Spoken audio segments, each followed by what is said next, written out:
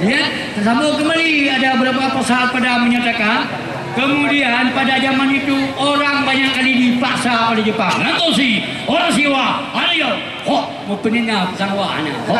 Nanti yo, ini jo, ini po. Apa Aceh? Oh tak jadi. Ilo belum lahir, bila hidup cakap tu. Pelor, macam pelor, kau di pelor, pelor bahaya. Tapi lo tuan kan dikabur, ilo menyena pelor begini, punya kenang bawa ke sini.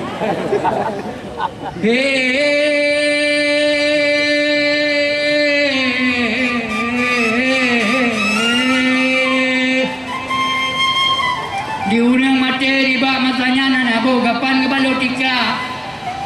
Bilan tahu saka ke pajo menizan uruh malam kurja paksa.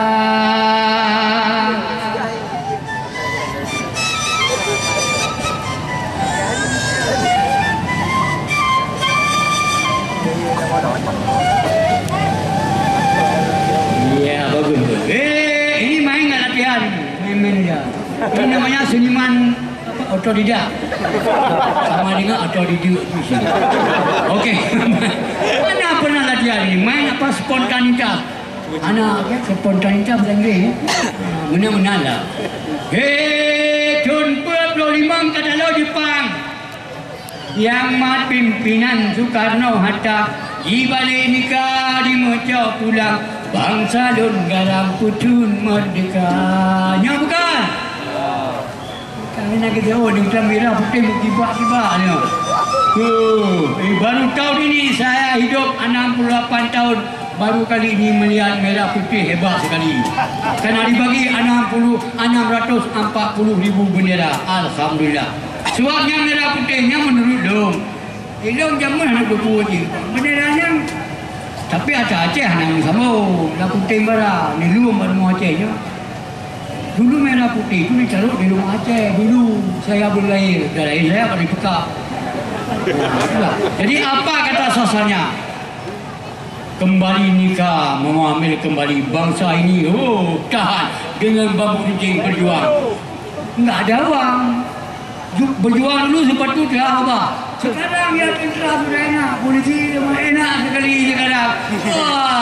Tapi kalau zaman dulu tidak ada harapan. Tapi kata orang tu tetap maju tak gentar membela yang benar.